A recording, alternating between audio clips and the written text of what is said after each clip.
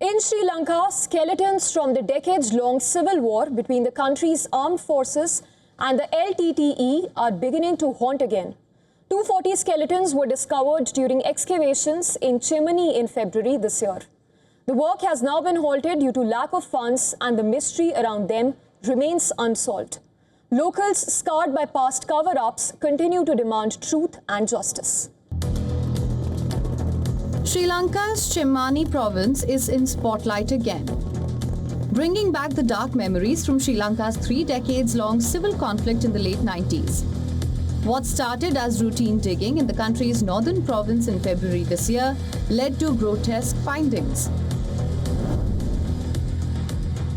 240 skeletons and their remains were excavated over 45 days.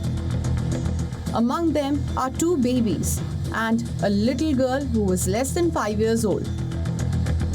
Not just skeletons, 14 piles of bones, feeding bottles for infants, toys in children's bags and shoes are among the items found.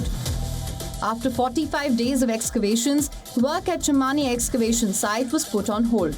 The cited reason: lack of funds from the Justice Ministry. The court ordered a judicial examination.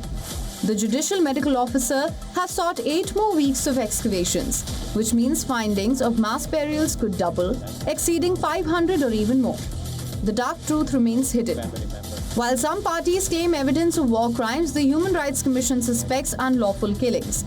The UN Human Rights Chief visited the site and said, "The earth here is telling its own story." Chimani came under focus for an alleged mass grave back in 1988. A soldier said hundreds of Tamil detainees were buried here during the conflict between the outlawed Liberation Tigers and the Tamil Eelam and government. But only 15 bodies were taken out and the case was dropped.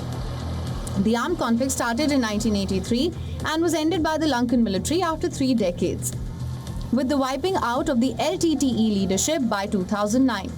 The excavation has become the most high-profile instance of a mass grave probe in the country to date. As more skeletons tumble out, literally and metaphorically, hundreds and thousands of Sri Lankan families are looking for answers in what, for now, points towards war crimes and possibly extrajudicial killings.